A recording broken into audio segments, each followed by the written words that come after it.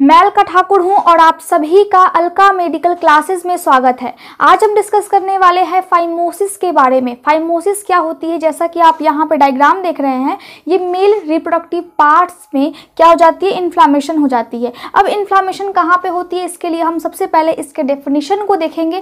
Definition क्या है इसका?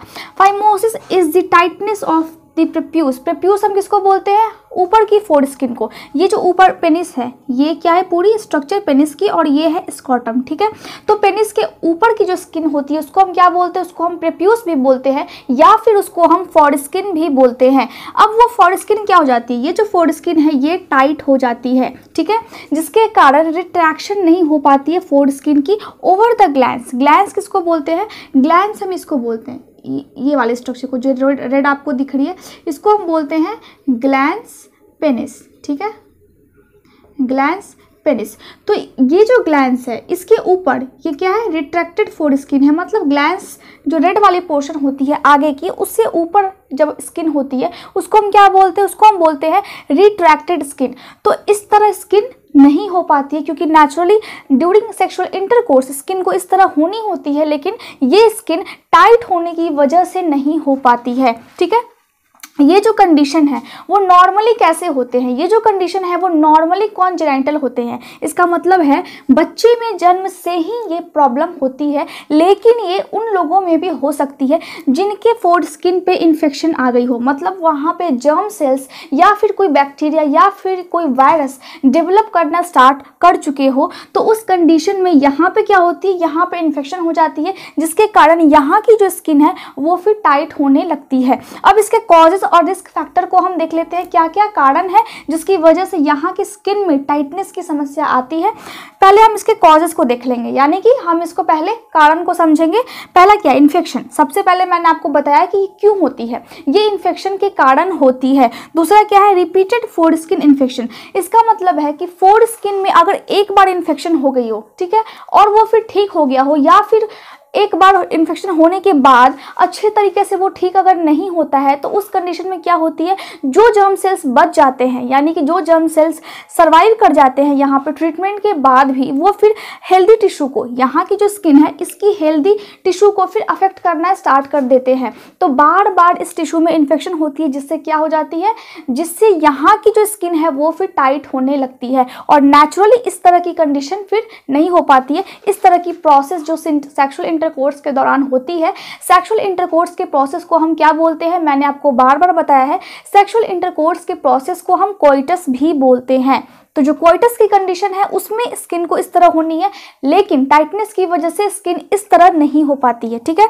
उसके अलावा क्या? Neglected hygiene. अगर कोई व्यक्ति हाइजीन मेंटेन नहीं करता है, मतलब अगर फोर स्किन की जो स्किन है, फोर स्किन है पेनिस के ऊपर, या फिर इसको हम क्या बोलेंगे, प्रेप्यूस। अगर प्रेप्यूस को कोई व्यक्ति साफ नहीं करता है, क्लीनिंग नहीं करता है उसकी, उस कंडीशन में यहाँ पे जर्म सेल्स होने के चांसेस हो सकते हैं। जब यहाँ पे जर्म सेल्स रहेंगी, या फिर जब कोई जर्म यहाँ पे रहेगा, यानी कि कुछ भी बैक्टीरिया हो गई, कोई भी अगर वायरस हो गई, यहाँ पे अगर सर्वाइव कर जाती है, तो वो क्या करती है, वो यहाँ के टिश्यू को फिर अफेक्ट करने लगती है। जब वो यहाँ के टिश्यू को अफेक्ट करती है तो क्या होता है, जब वो यहाँ के टिश्यू को अफेक्ट करती है तो धीरे धीरे क्या होता है, धीरे धीरे इन्फेक्शन फैलने लगता है। जब धीरे धीरे इन्फेक्शन फैलता है, उस कंडीशन में यहाँ पे ग्लैंड्स पेनिस के ऊपर में क्या बनने लगती है, स्कार टिश्यू बनने लगती है, क्योंकि ये जो स्किन है इसकी जस्ट अंदर जर्म सेल्स है, जिसके कारण फोर स्किन के ऊपर जर्म सेल्स है, तो वो ग्लैंड्स पेनिस पे भी आ जाती है, जिसके कारण क्या होती है,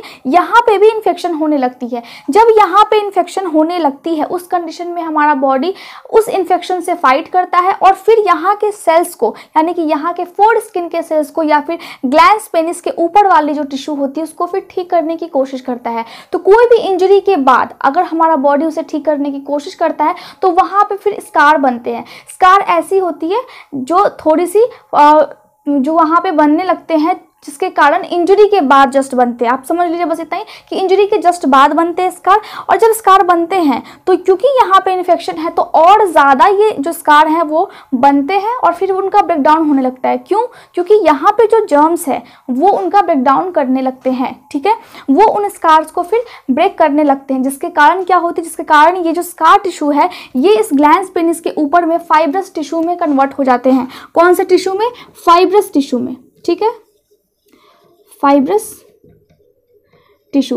और ये जो फाइब्रस टिश्यू होती है वो बहुत ज़्यादा हार्ड होती है, इनइलास्टिक होती है और टफ होती है। इनइलास्टिक का मतलब होता है स्ट्रेचेबल नहीं होती है।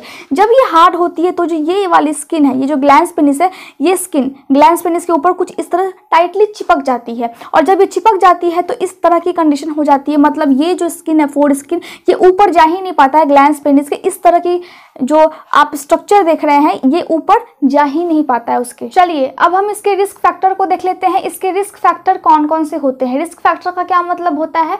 कोई ऐसी कंडीशन जिससे ये जो फाइमोसिस है उसके होने के चांसेस और ज़्यादा बढ़ जाते हैं। तो पहला क्या है? कैथेटराइजेशन। इसका मतलब है कि अगर कोई पेशेंट कोमा में है या फिर वो बहुत ज़्यादा इंजरी उसको हो गई है जिसके कारण वो खुद से यूरिन पास नहीं कर सकता है, ठीक है, तो उस कंडीशन में क्या होगी, वो बेड पर ही लेटा रहेगा, उसे बेड रेस्ट की ज़रूरत होगी। अगर वो कोमा में है तो क्या होगा, वो अनकॉन्शियस होगा, लेकिन यूरिन तो पास करना है उसके बॉडी से, ठीक है, उसको यूरिन को बाहर निकालना है डे बाय डे। तो इस कंडीशन में हम क्या करते हैं, कैथेटराइजेशन करते हैं, जिसमें एक ट्यूब लाइक स्ट्रक्चर होती है, एक ट्यूब टाइप की होती है, उसको मेल के पेनिस यानी कि जो यूरेथ्रा होती है उसमें इंसर्ट करते हैं एंड देन जो यूरिन होती है वो उस ट्यूब में आते आते फिर बाहर वो एक बैग में जमा होती है। उसको हम क्या बोलते हैं, उसको हम बोलते हैं कैथेटराइजेशन, ठीक है। तो क्या क्या रिस्क फैक्टर हो सकते हैं? तो एक मैंने बताया कि कैथेटराइजेशन एक रिस्क फैक्टर हो सकते हैं। मतलब अगर ऐसी कंडीशन होगी, यहाँ पे अगर यूरेथ्रा में अगर वो इंसर्ट की जाएगी तो हो सकता है कि यहाँ के स्किन में स्वेलिंग आ जाए, और जब यहाँ की स्किन में जब सूजन आ जाएगी उस कंडीशन में हो सकता है कि उस समय यहाँ पे इन्फेक्शन के चांसेस बन जाए, या फिर क्लीनिंग नहीं करने के कारण यहाँ पे इन्फेक्शन के चांसेस बन जाए, जिसके कारण ये और ज़्यादा टाइट हो जाए, या फिर इस तरह अगर रिट्रैक्ट हो जाए तो फिर वापस नॉर्मल पोजीशन है, मतलब इस तरह की जो नॉर्मल पोजीशन है वो स्किन ऊपर तक ना आए, ठीक है, तो ये भी चांसेस हो सकते हैं। इसके अलावा है क्रॉनिक बेलेनोपोस्थाइटिस। इसका क्या मतलब है? इसका मतलब है कि ग्लैंस पेनिस और ऊपर की स्किन यानी कि फोर स्किन या फिर जिसको हम बोलते हैं प्रेप्यूस या ग्लैंस पेनिस, दोनों में एक साथ स्वेलिंग हो जाती है, दोनों में एक साथ सूजन हो जाती है, और ये नॉर्मली किसमें होती है? डायबिटिक पेशेंट में ये नॉर्मली देखी जाती है। इसके अलावा हम इसके क्लिनिकल मैनिफेस्टेशन को देख लेते हैं।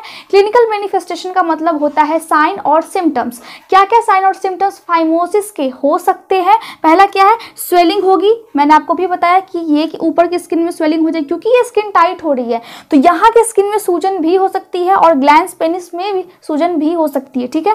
तो स्वेलिंग होगी, रेडनेस हो जाएगी, मतलब यहाँ की स्किन या तो रेड हो जाएगी या फिर ग्लैंस पेनिस पहले से ज़्यादा रेडिश हो जाएगी। विद प्रूलेंट डिस्चार्ज, इसका मतलब है कि यहाँ से पस का भी डिस्चार्ज हो सकता है, यहाँ से पस भी निकल सकती है। इसके अलावा दूसरा क्या है? एडिशन में be present between inner surface of prepuce and glans penis. इसका मतलब है कि जो स्कार टिश्यू है, ठीक है, यहाँ पे ग्लैंस पेनिस के जस्ट ऊपर, मतलब ये जो स्किन हटी हुई यहाँ पे स्कार का फॉर्म, जो भी मैंने आपको बताया कि स्कार यहाँ पे बनती है, ठीक है, तो स्कार टिश्यू यहाँ पे हमें देखने को मिल सकते हैं। और स्कार टिश्यू का ब्रेकडाउन बार बार होता है। क्यों? क्योंकि यहाँ पे जो स्किन है उसमें इन्फेक्शन ऑलरेडी है। अगर वो बार बार इन्फेक्शन यहाँ पे हो रही है, बार बार वो जर्म सेल जो है यहाँ की स्किन को इन्फेक्टेड अगर कर रहे हैं, ठीक है, तो क्या हो रही है? हेल्दी सेल भी फिर जर्म सेल में कन्वर्ट हो जा रही है, वो भी फिर इन्फेक्टेड हो जा रही है, जिसके कारण ये जो ग्लैंस पेनिस है ये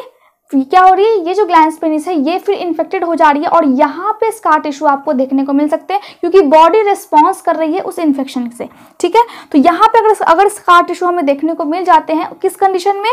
क्लिनिकल मैनिफेस्टेशन है, मतलब साइन और सिम्टम्स है फाइमोसिस का, ठीक है, तो एडिशंस देखने के लिए मिल सकती है। कहाँ पे?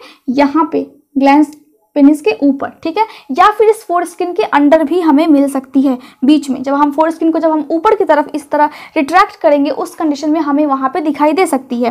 फिजियोलॉजिकल फाइमोसिस क्या होती है? फिजियोलॉजिकल फाइमोसिस में मैंने लिखा है कि मीटस विद हेल्दी एंड अनस्कार्ड।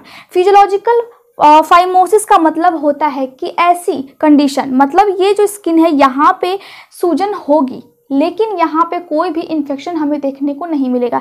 यहाँ की स्किन टाइट रहेगी उस पेशेंट की, उस व्यक्ति की, लेकिन यहाँ पे अगर हम इंस्पेक्शन करेंगे, एग्जामिन करेंगे तो यहाँ पे हमें कोई भी इन्फेक्शन देखने को नहीं मिलेगा। उसको हम क्या बोलते हैं?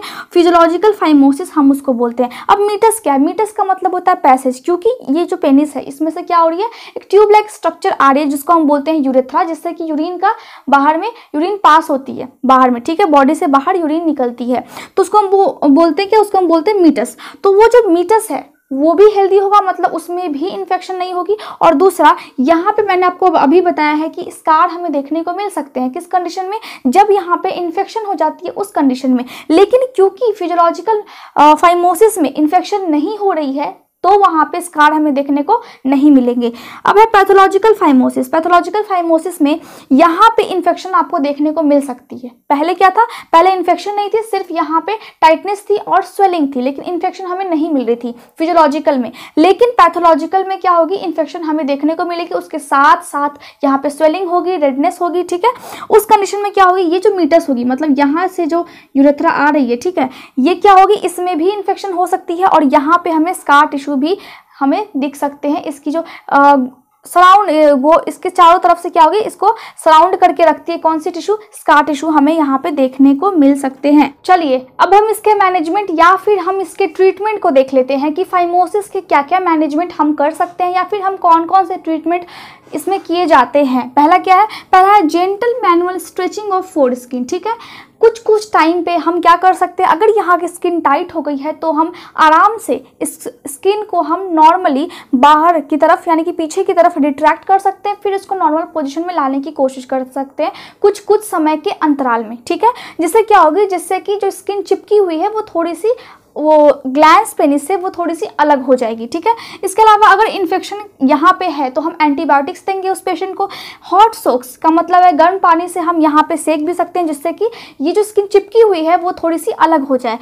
एमला क्रीम हम दे सकते हैं। ये क्या है? ये एक टॉपिकल यानी कि इस ग्लैंस पेनिस पे लगाने वाली क्रीम है जो क्या होती है, जो यहाँ के स्किन को नम्बनेस प्रोवाइड करती है, मतलब यहाँ की स्किन को एक तरह से सुन्न कर देती है, जहाँ पे कोई भी सेंसेशन नहीं हो पाता है। जिसके कारण क्या होता है कि ये जो टाइट स्किन है, फोर स्किन जो टाइट हो गई है, फाइमोसिस की कंडीशन है, मतलब यहाँ की स्किन में टाइटनेस की समस्या आ गई है, तो क्या होगी? वो जो टाइट है वो थोड़ी सी लूज हो जाएगी। किस क्रीम से?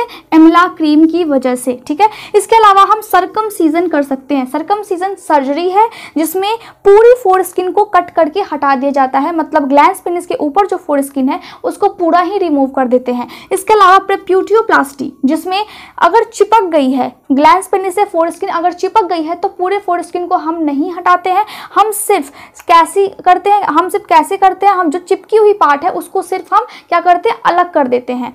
मतलब इससे ज़्यादा बेटर ये वाली सर्जरी होती है। इसमें क्या होती है कि ऊपर की पूरी फोर स्किन को कट करके रिमूव कर दिया जाता है हमेशा के लिए। और इसमें क्या है? इसमें जो ग्लैंस पेनिस से जो स्किन चिपक गई है उसको सिर्फ और सिर्फ अलग कर दिया जाता है। अगर सर्कमसीजन हुआ है किसी व्यक्ति में, ठीक है, तो उसको क्या करनी चाहिए? तो उसको सर्जरी के जस्ट बाद अगर वो यूरिन पास करेगा तो क्या होगा? उसको पेन फील होगा। अगर जस्ट सर्जरी हुई है तो हो सकता है कि यहाँ पे इन्फ्लामेशन भी रहे, मतलब यहाँ पे सूजन भी रहे। और अगर सर्जरी हुई है, मतलब अगर ग्लैंस पेनिस के ऊपर की पूरी स्किन अगर हटी हुई है तो यूरिन पास करते समय उसको ध्यान रखना है कि जो यूरिन के ड्रॉप्स है वो फिर ग्लैंस पेनिस के ऊपर ना आए। इससे क्या हो सकता है? इससे इन्फेक्शन फैल सकता है ग्लैंस पेनिस में और बहुत डेंजर यानी बहुत सीवियर कंडीशन उसकी हो सकती है। तो मैंने आपको समझा दिया कि फाइमोसिस क्या होते हैं, इसके कंडीशंस क्या होते हैं, कॉजेज और रिस्क फैक्टर क्या क्या होते हैं, इन सभी बातों को मैंने समझा दिया। मैं उम्मीद करती हूँ कि आप लोगों को मेरे लेक्चर समझ में आ रहे होंगे। अगर कोई भी डाउट हो तो आप कॉमेंट्स करें। आप मेरे टेलीग्राम चैनल को भी ज्वाइन कर सकते हैं अपडेट्स के लिए। Thank you so much for watching my video. If you like my video then like, share and subscribe.